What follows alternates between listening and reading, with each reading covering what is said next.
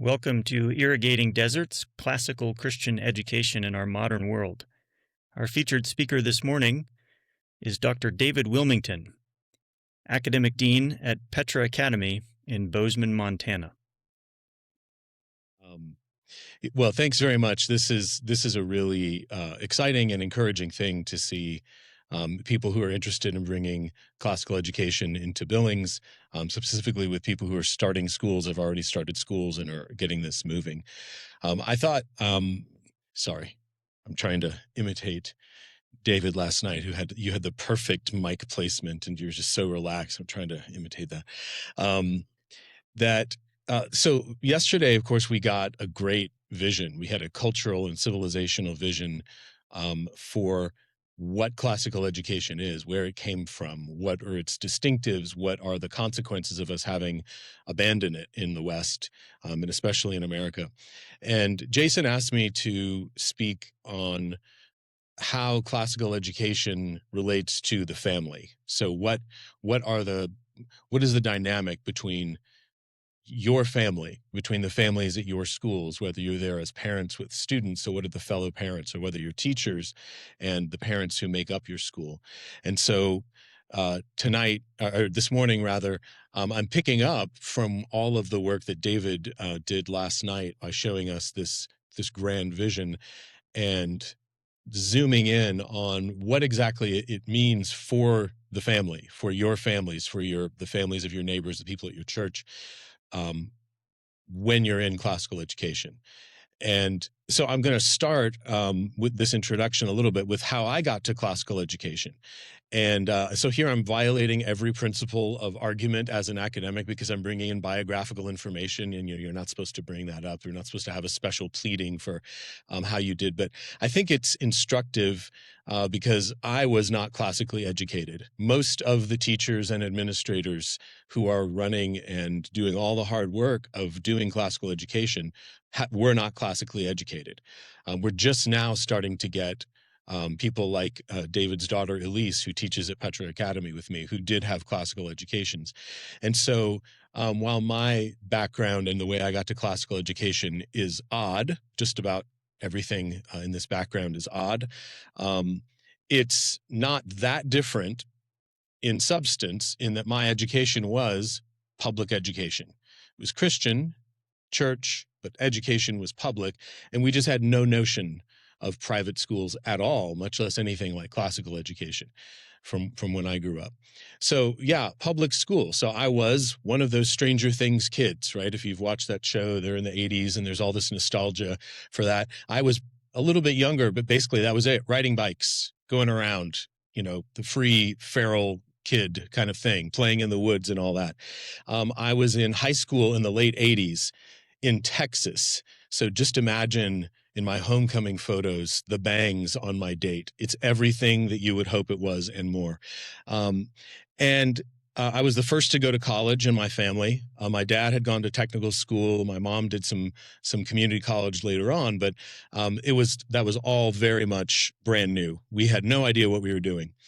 I in college went there thinking, I want to be a lawyer. I had no idea what being a lawyer meant, but then instead I became a musician. So I had music background, and I'm performing and I'm writing music. But then after college, I ended up doing IT, and I was a network engineer working with computer networks and things like that. But one of the things that I realize now looking back was that I was introduced to classical education by a really influential mentor, a visiting professor at my university. And what he was presenting, he didn't call classical education because he had come up through the early 20th century where this was still the way he was being educated. And this was Albert Murray, who is now, there are books about the Black intellectual tradition or Black classicism in the United States. Well, he and his good friend Ralph Ellison were educated that way. And so I had, for the 1 semester, 2 semesters that he was there as a visiting professor, I was exposed to this breadth of knowledge, this expectation that you were learning the best of what there was out there. And he had encountered this as a kid growing up in, small 1920s Alabama. He had gone to what later became Tuskegee, and he had just encountered these people who had been formed by what we now are calling the classical tradition. And so those were his assumptions. And so he became one of the great men of letters, one of the great intellectuals, along with Ralph Ellison in the mid to late 20th century. We'll hear from him a little bit later in a video. So at the time, I encountered this in a college classroom, and it was the vision, and it was this capacious understanding, this capacious reading, that he was seeing connections between all these things. He was tracking various themes throughout literature and throughout civilization. So I was really inspired by this view. But then I was working in IT, and I was working as a network engineer. I eventually came to theology, wanting to study theology, because I started dating this girl after college who was already headed to Duke Divinity School. And to stay in touch with her when I was in Texas and she was in Durham, North Carolina, I got the various syllabi for her classes. And so I was going to somehow stay in contact with her. Of course, this is pre-cell phone. And so I started reading the books that she was going to read so that I could know what she was reading. And this was my first exposure to reading theology. So all of this led up eventually to where when I entered into classical education, first as a parent, still not really having a clear idea of what this modern revival of classical education was. I knew what my kids were reading. I knew, as someone who had studied theology and philosophy, vaguely what they meant by the classical model of education. But that's not that different maybe from other people who come into it. So I had more of a background and more of a context later, but at the time it was just, here's this great Christian school in Waco, we're going to put our kids in this classical school. So eventually, when I was teaching after being in grad school, I was interested in classical education mainly from the concept of a teacher, a method of teaching. What is a way of thinking through how you teach? And I was doing this at the university level, at the same time as my kids are at grammar level school of a classical school, and I was interested. And I was dealing with virtues ethics. So this was one of the areas that I studied as a college professor and PhD student. And so I started seeing these overlaps between this revival of virtues ethics, even at the university level, and people interested as philosophers and theologians in virtues ethics and the idea of training character. And I'm seeing kind of, in the back of my mind that this is sort of what's going on at the classical school. But then I started to get more and more interested, but primarily as a scholar, someone who's interested in writing about these things and teaching at the college level. So that when I finally did come into classical education as a teacher and as an administrator, I had come in the most bizarre way of anyone that I know, in that I had come in first through this kind of intellectual academic version of it, and then was drawn only later to the practical and kind of how does this affect our family level of these things, which is probably the opposite of the way that most people come in. But it was interesting for me because so many things just lined up immediately from having done it from the philosophy and theology angle of it. All of these things were starting to line up, and there was just a great harmonization for what our culture needed, for what Christian parents who were starting at that time, even in the mid 2000s, starting to be even more skeptical of public schooling, and all of these things coincided. So when I became a teacher and administrator, I recognized how much of this synchronized with the academic work I'd been doing, and then strangely enough, I realized I had tried to create this when I first started teaching, in between doing my master's and PhD. I had taught, as Jason said, at a public school. I had taught at a private school, and they had asked me to revise their language arts curriculum for this 6th to 8th grade private school. And without knowing it, I was attempting to recreate from scratch a great books curriculum. So I was bringing in the Odyssey, I was bringing in the Iliad, I was bringing in some other great texts from the 20th century. And so it was very funny that there was this need or this longing in the education. I was looking at their curriculum and thinking, these aren't the books. It was kind of the beginning of the young adult genre of literature. And I was looking at these and saying, these aren't going to inspire them. They may be more relatable because they're pitched at 12 to 16-year-olds or something. But really what we should be doing is these kids should learn to love something like the Odyssey. So it's very funny that I thought I was being, so edgy and pioneering.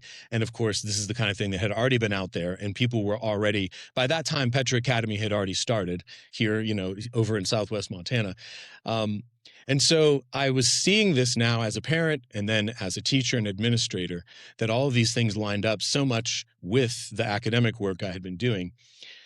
So that's this, strange journey that I took, and I hope it's at least interesting as a specimen of a really bizarre life lived so far.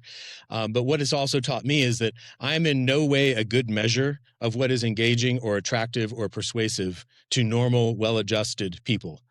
And so the interesting thing about it is, well, is that what classical education is for? Is it for the weirdos? Is it only attractive, possible, or good for people who are really not normal people? Is it just a niche and impractical kind of theory that someone came up with? Hey, let's model ourselves after this old method of educating, and it's limited, or even it's elitist. Is that what it is? Of course, this is hilarious for teachers in classical schools because we're dealing with exactly the same things that everybody deals with when you're dealing with kids. And in the high school level, every single thing that happens for dealing day to day with 12 to 18-year-olds, all of those very gritty, down-to-earth realities of dealing with teenagers. So if it's elitist, none of us feel like it's elitist. You're not dealing with elitist kids who aren't just like normal teenagers. God bless them. So this morning, if that's the possibility that classical education is this niche theoretical thing that's only out there for weirdos of various sort, I want to focus on the most obvious and important quality that ties together everyone, and hopefully especially Christians who are involved in education, whether you are rich or poor, black or white, well-read or barely read, which is that all of this education is going to involve families with parents who want the best for their children and children who need to be developed, cultivated, formed in order to live faithful lives. So when we focus to the family, I'm going to do a very classical thing here and look back at some old books. One of the things to focus on is the scriptural understanding of family.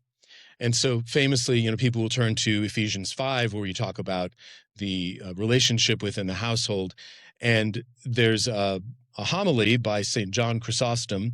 So this is a patristics era, late 4th century, very influential Christian, and he's given a homily. He's given a sermon on Ephesians 5, where he says this interesting formulation, which is in the title of my lecture here about the little church. He's read through Ephesians, especially 22 through 24, or 5:22 through 24, and he says, "If we thus regulate our own houses, we shall be also fit for the management of the church. For indeed, a house is a little church." And here he means a household, a home, a family. Thus, it is possible for us, by becoming good husbands and wives, to surpass all others. And then he gives an example of Abraham and Sarah and Isaac. And he says, the 318 born in Abraham's household, how the whole house was harmoniously knit together, how the whole was full of piety and fulfilled the apostolic injunction. And then he goes on and talks about how Sarah honored Abraham, how Abraham honors Sarah.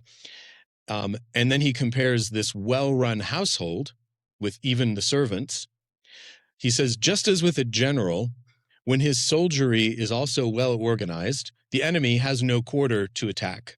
So I say it is also here. When husband and wife and children and servants are all interested in the same things, great is the harmony of the house. And so he's a couple times now brought up this concept of harmony, and as a musician, this always grabs my attention. So the idea of the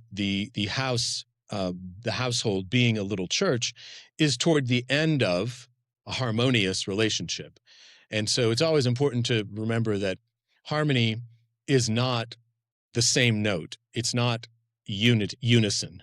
Harmony requires difference. And so I always tell my students, harmony is the sound of rightly ordered relationship. And so that's why he's saying this about Ephesians, where he's specifically talking about wives behave like this, husbands behave like this.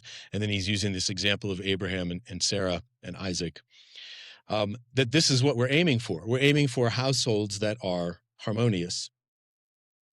He ends this little bit on Ephesians 5:22 through 24 by saying, "Let us then be very thoughtful both for our wives and children and servants, knowing that we shall thus be establishing for ourselves an easy government, and shall have our accounts with them gentle and lenient, and say," and here he quotes Isaiah 8, "Behold, I and the children which God hath given me." And the rest of that quotation is about how I and the children God hath given me are a portent and a sign of what God has meant for his people. The rest of that Isaiah 8 is pretty grim. It's about exile and punishment and all of those kinds of scary prophetic things. But in Isaiah 8, he ends it by saying, "I and the children which God hath given me will stand as a portent or a sign," which is that of God's faithfulness for the people who are faithful and follow him. So St. John Chrysostom links all of these things together with the concept of the household as a little church. And so the question would be, if that's at least one, if we look at Ephesians or if we look at other places in Scripture, we look at early commentaries like this, of how they're speaking about these things, we can say, well, if that's one of the ways we're thinking about this, if this is one of the authorities we're looking at, which is pretty influential, how does education fit into this? So if you saw the video that Jason created advertising this event, he begins it by saying modern education is broken. It teaches information rather than wisdom. It teaches you to pass tests, but not how to live well.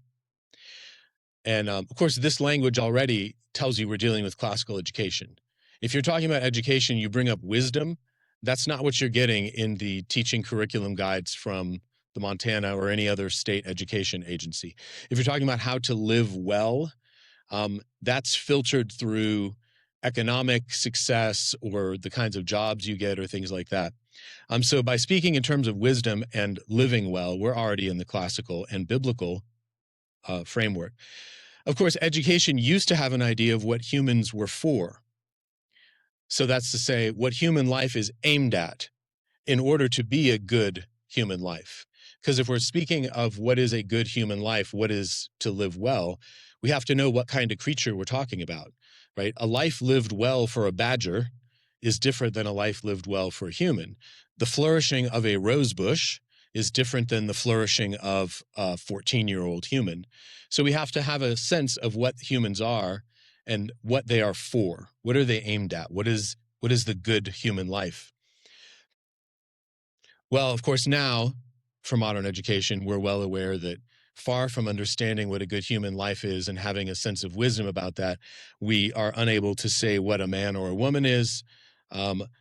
The philosophies of education have for a long time, as David pointed out, have worldviews that reject all kinds of ideas that we would recognize as important for wisdom and as important for a human life lived well.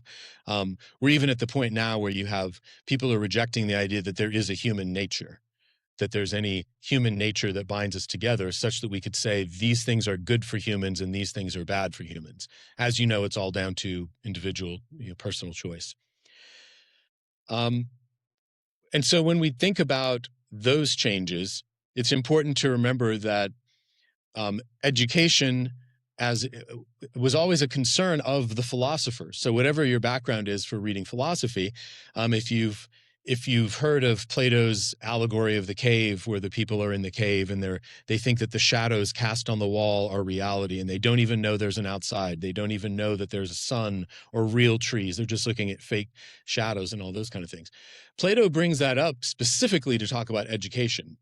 He brings that up specifically to talk about the dangers of education toward the unreal, education toward the false.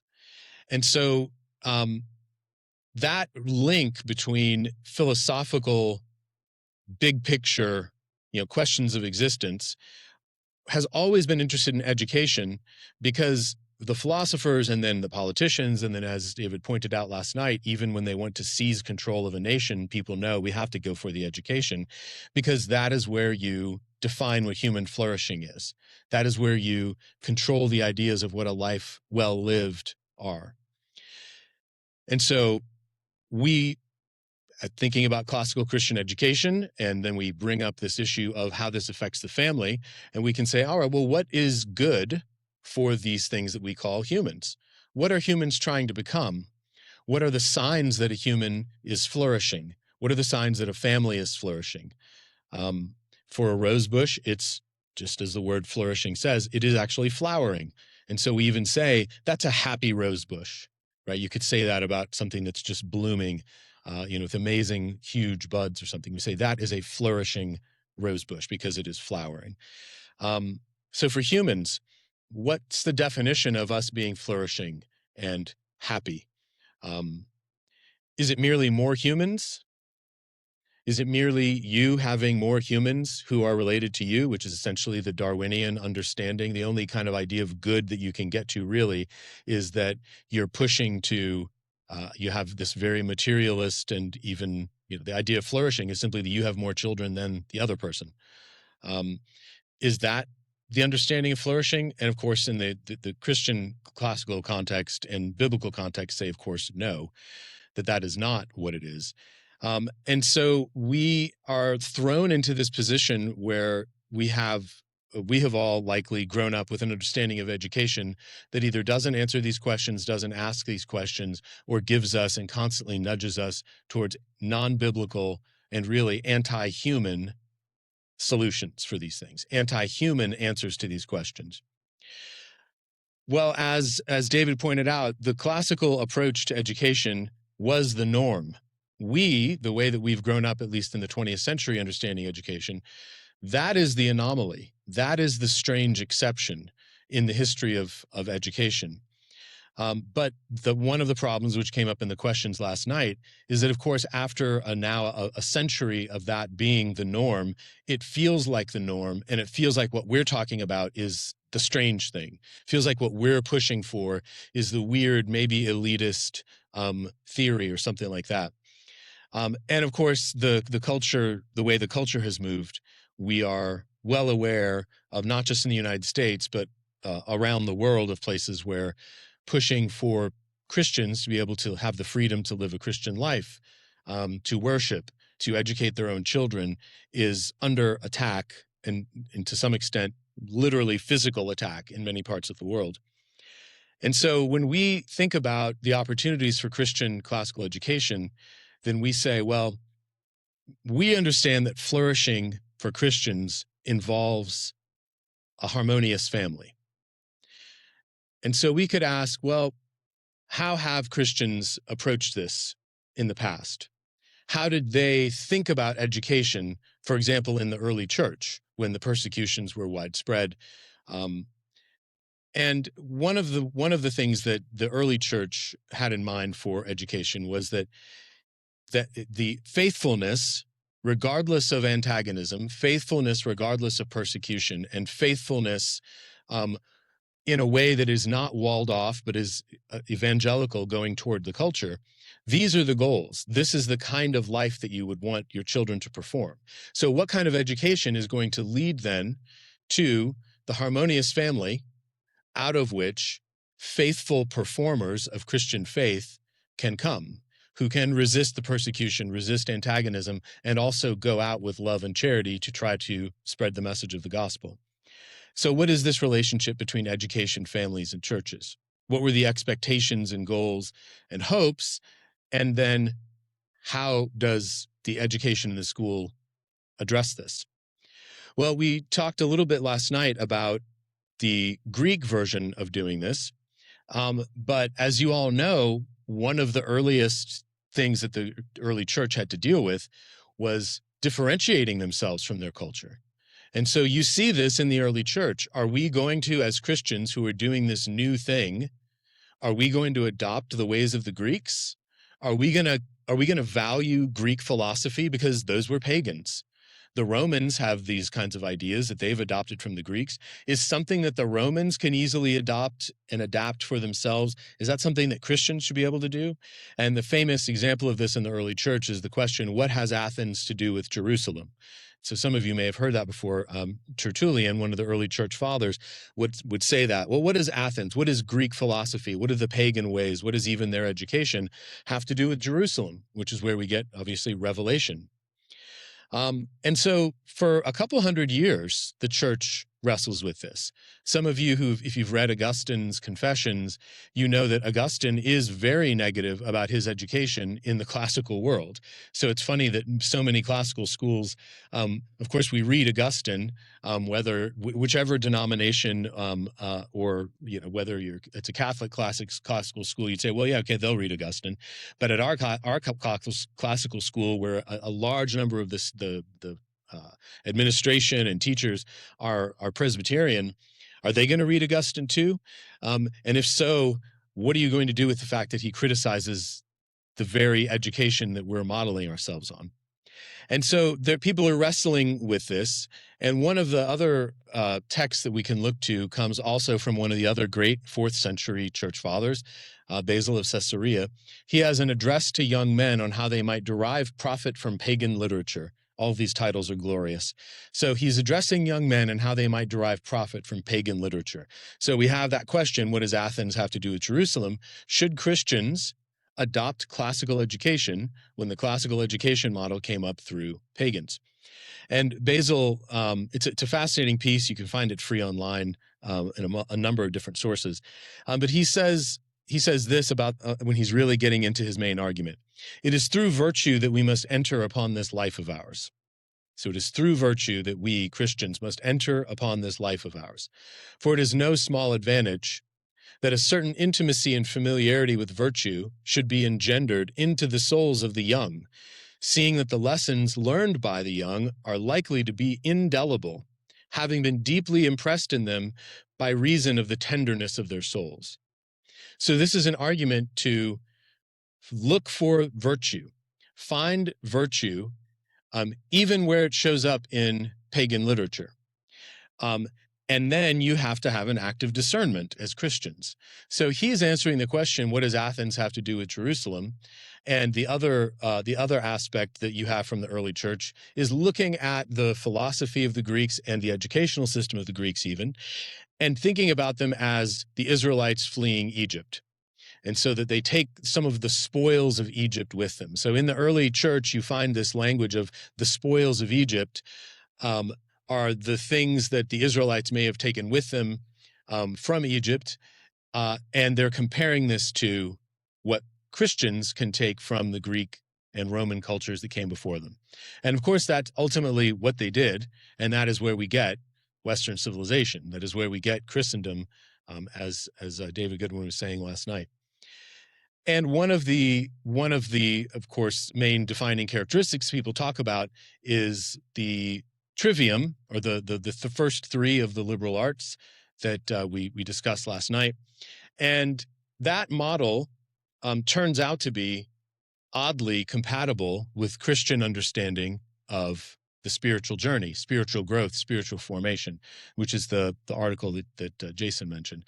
So I'm going to come back to that, but right now I wanted to play a couple of examples here from the first inspiration for me coming to classical education, Albert Murray. And the first one is Wynton Marsalis, the famous jazz and classical trumpet player.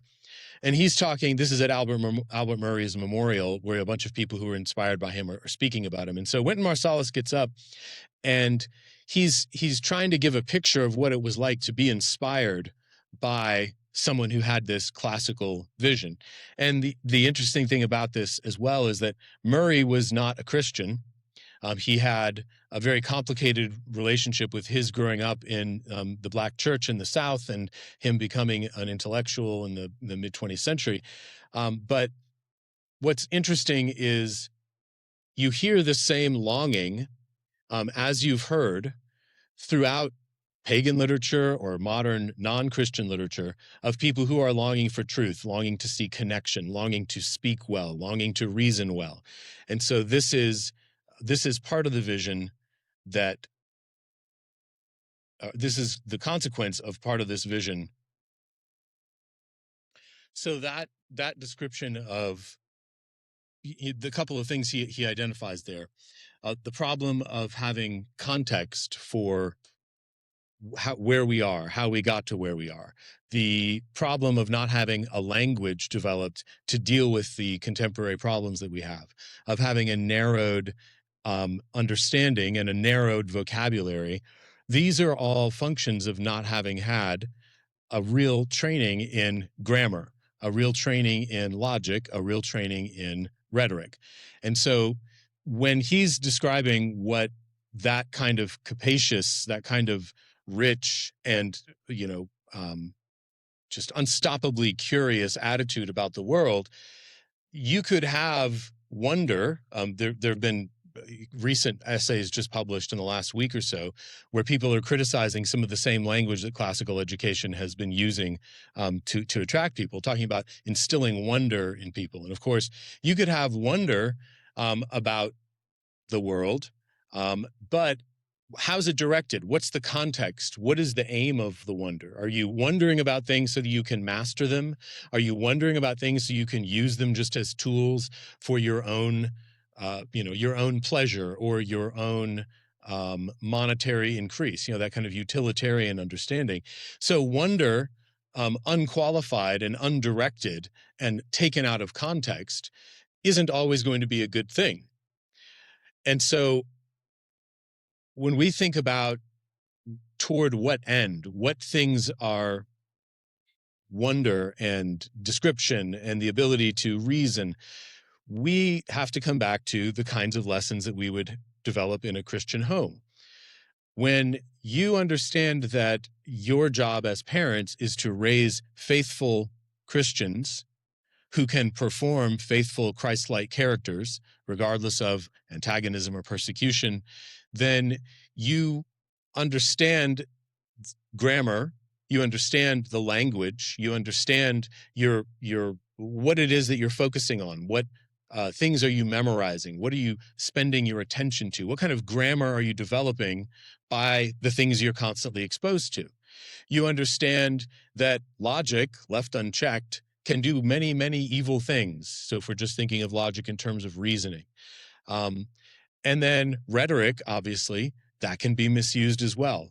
Augustine himself left his career as a rhetor, basically almost a hired persuader, right? He was almost like a political operative in the 4th century, where he didn't care about truth. He thought, you really can't find truth, and so I'm really good and I can speak well, and I'm essentially the 4th century version of a rock star at this point. I'm getting all the money and the girls and the fame. I don't care. I'm just going to argue and persuade people. So rhetoric can be misused.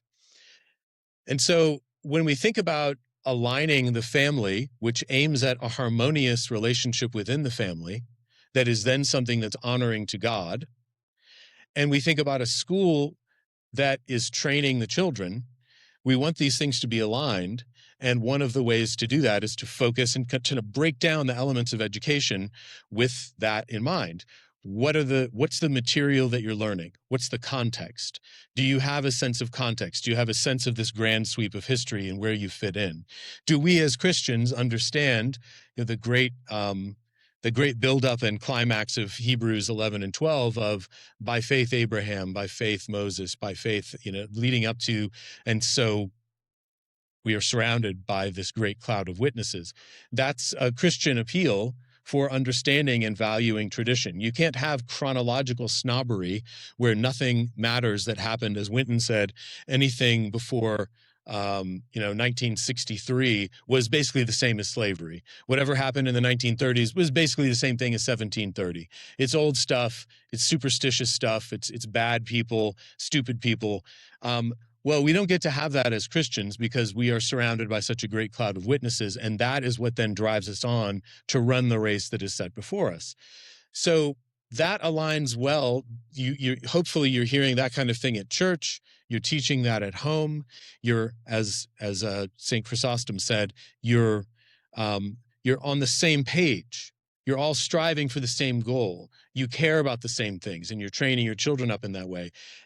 The model of education that follows that the Christian baptism, or the Christian revivification of the trivium, these things all can align to be a really powerful combination of forces in children's lives. And as we see from the culture, nothing less than that is going to do the trick. And I'm not even talking about changing the culture or taking back the country or any of that stuff. We're just focused on, can you raise faithful children? Last night, a couple times, David brought up the survey that the Good Soil Survey. This kind of measure of how many, what's the percentage of children who go through classical school? How many of them are still attending churches? How many of them are taking up leadership roles in their churches? These are the kinds of metrics that we should be looking at. Now, of course, everyone's concerned about college. I've got a son in college. I've got a daughter who's just finished all her applications and is going on a college visit. These things matter. And maybe we're thinking about them differently than when I was heading off to college in the 90s, or whenever you were heading off to college. We're more discerning, we're more suspicious, rightly so.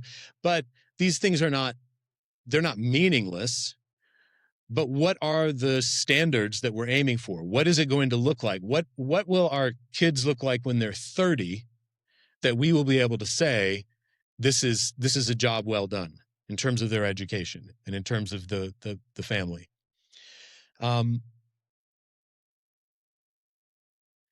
There's one other clip that I wanted to play for you, because I do want to have this, the big picture vision, nation and culture that David brought up last night is still something that matters, of course, even if we're taking this down to smaller levels. And this is the kind of vision that we would have. I really like the using the word subversive to talk about classical Christian education. I really like talking about how what we should be training are students and then families who really have the understanding of what time it is culturally and historically, that they really do understand the stakes. They really do understand what's aligned against us. And this isn't to have a kind of, apocalyptic sense, although to have a genuine apocalyptic sense is to remember how the story ends, which we know, and to be encouraged by that, but not in the modern sense of having a kind of doomsday sense of what's going on. Nevertheless, one of the things about a classical education is that you recognize that there are always dragons. This is something that Albert Murray, this really stuck with me, especially as I started doing a theological education, which is one of the great things that myths can tell us is that there are monsters out there. There really are things that are aligned against us. There are the powers of sin in our own lives, but there really is this great cosmic understanding of evil that is out there. Tolkien knew this. And if you read his essay on fairy stories, he talks about how, maybe the best that we can hope for is a kind of catastrophe. And he coins this phrase, a eucatastrophe, that it's a catastrophe. It really is. It really is something bad that happens. And yet it is going to be the doorway through which the great good comes. And he hints in the essay that that is the crucifixion is the ultimate eucatastrophe. And so we can understand in a good sense, and this is something we can cultivate in our families as well, a good sense of humanism in the sense of looking for the common longings of even the pagans, the common longings even of the angry atheist on your freshman hallway, the common longings that people want to, they understand that something is missing. They understand that things aren't the way that they should be. And so that language of encountering in the Christian tradition, encountering in classical education, that there are always dragons, and what literature is often concerned with, and one of the ways that I think it helps to explain the Christian vision for education is in terms of heroic action. And just like the understanding of fortitude or courage in the classical world was going to be the battlefield, Christians can transform what it means to be heroic. And so that a martyr might be heroic, or someone who lives a quietly faithful life and raises her 5 children to be good, strong Christians is a kind of heroic life. But then to understand that appealing to that language does not mean that we are somehow becoming pagan when we appeal to heroic language, or that we're overselling this or anything. And so I wanted to hear one example of Albert Murray himself talking about this. So that it's funny to hear him. He's talking like a classical school kid. He's riffing on the Odyssey, and he's saying this is the heroic action that is required for a Christian, the heroic action that was required for an ancient Greek. We can still draw that as a standard. We want to understand the level of heroism in these old books that we read, and that is going to be what inspires us. But then we understand as Christians that could be, as I said, that could be living that faithful life. That could be resisting. That could be saying no to certain things that your job asks you to do. That could be pursuing certain jobs over others. And that these can be rising to the level of heroic action. And so in the families, we understand that harmonious ideal for the family would be everyone being on the same page with that. And that from the parents, the kids are seeing that this kind of education is valuable, that parents can then be inspired by the things that the kids have read that the parents maybe didn't read. And that even within our churches, what we'll start to see is in the next 15, 20 years, we're going to start to see the kids who have been classically educated during this now 3rd or 4th, however we label it, stage of classical education coming into the churches. And what is the response of the churches going to be? Is it going to be, that's nothing that has to do with what's going on in the church. We don't need to talk about literature in the church. We don't need to talk about the church fathers in the church. How wide is the vision going to be as we start to have students who've been shaped by this coming in and really being a kind of internal reform to the churches, especially because they will be in many ways most suited for leading the churches. The last thing that I want to leave you with before I wrap up here, and this is actually from the article that you had mentioned, is that I want to bring up one way, for example, that we might see our understanding of logic and grammar and rhetoric in the biblical context. And I'll put this up so you can see it as well. And that is, how might we understand a story, a scriptural story? How might classical education help us understand and interpret that on a different level?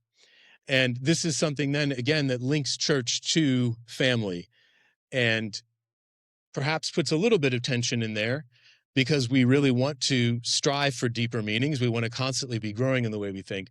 And so I like to discuss this, the story of the disciples on the road to Emmaus. And I use this to talk about what it means to understand and be trained in logic, seeing connections between things. And so, as you know, these apostles knew almost all of the story available. Everyone familiar with the story of the disciples on the road to Emmaus. You have 2 guys walking after the crucifixion, and they're joined by a mysterious third man, which is Jesus. And he says, "What's going on?" And they said, "Haven't you heard what's gone on in Jerusalem?" And then Jesus says, "Well, actually, isn't this what the scriptures have said needed to happen?" And then it says he walks through and unpacked all of the scriptures to them, which is one sentence that I really wish that we had, right? We get one sentence saying he did it, and we don't get the story. But so these apostles knew almost all of the story available up to that point, but they don't see how the disturbing death of Jesus and the idle tales of the women fit together within the logic of God's salvation story. Perhaps their studies in the grammar of Scripture had been half-hearted, so they did not understand how all these things held together. When the mysterious third man on the road to Emmaus joins them and interpreted to them in all the scriptures the things concerning himself, they were probably amazed and intrigued. They had a sense of wonder. But even then, they did not grasp the logic. And so in a moment pregnant with theological importance and profundity, they finally recognize him only when he blesses bread, breaks bread, and gives it to them. Only when they witness and receive the self-giving performance of the Logos himself do they see him, know him, and then actually know themselves for the first time, realizing only hours later that their hearts had burned within them back on the road while he opened to us the scriptures. This was a transformative encounter with a previously unnoticed or only half understood logic, how all these things knit together. Without Jesus himself providing us with, or rather being himself, the hermeneutical key to Scripture, Israel, and all of creation, we cannot understand any of those texts and certainly cannot respond faithfully. Nor can we form disciples who can do those things. Christ the Logos is the center of all, and for the disciples in Emmaus, he performs again for them the highest level of the rhetoric of the gospel, so that they might see that the logic that had always guided and ordered Israel's story, the ordering principle of all creation and salvation history. Presumably, the Emmaus disciples go back to Scripture to see and understand with new eyes, eyes now guided by an understanding of the logic ordering and now harmonizing all the grammar of their relationship with God. And of course, this understanding of logic was necessary to prepare them for the performance to which Jesus was about to call them, which for all the disciples was some form of martyrdom and difficulty. And so I end with this because this kind of reading of Scripture, this kind of desire to see deeper into the Scripture, and even seeing that the Scripture itself is presenting us with the occasions where Christ himself, the Logos, the basis for logic, the basis in whom and for whom all things were created, and in him all things hold together, that when we have that as the model, our desire to learn more and our desire to think more as parents should be an insatiable appetite for learning more and more about this God whom we love. And so it only makes sense that we have this model of education which trained all of the glories of Western civilization, as David pointed out last night. And we should recognize, first of all, there was something to that. And he brought up the paideia, this model of cultivation and formation that ultimately forms an entire culture. And these are the things, therefore, that we should be doing in the little churches of our homes. These are the things that we should desire for our churches to be more like. And one of the ways that we have that is through the way that we educate our children. And so from whatever background you come from with respect to whether or not you've read Boethius or not, okay, neither had I until I had these education, the kind of education that I've happened to have. But are we open to these kinds of things? Are we open to signaling to our children that these things are good and valuable and will not just make them, quote unquote, smarter or sound smart, God forbid, but that they actually will help you become a more faithful Christian? It's a deeper well that you can draw from. And so it is affirming of this culture that we've come out of, but that it's also, importantly, willing to resist the bad uses of the culture that we've come out of. And so the only way we get that is that alignment with school, family, and church. And so I'll close by saying that the call for families to become not just parents whose kids went to classical schools, but classically trained families. So a classical Christian family where the parents can affirm as much as they can and participate as much as they can in these things. That this is the kind of thing that is going to bring up kids who can transform the culture, great. But the way that the Christians and what Jesus has, Jesus has really only guaranteed one thing, which is that if you follow him, you will be persecuted and the world will hate you. So certainly not to just give up on the culture and take all our marbles and go home and live in the hills, although that's tempting sometimes. But it is to recognize that the only way you're going to have faithful children in any culture is that alignment of family, church, and school. It takes those things. It takes institutions as well. And this model of classical Christian education, as David said, we're constantly thinking about how to make it better. How can we do this better? How can we rethink what we've been doing? It's a good time to be getting involved in this, and it's a critical time for the children And it's also something that can actually enrich our family lives. It gives us more to harmonize with in our own families. So thanks very much for having me, and I'm looking forward to questions. Thank you for listening. If you'd like more information about Montana Christian Academy or classical Christian education, visit our website at montanachristian.com.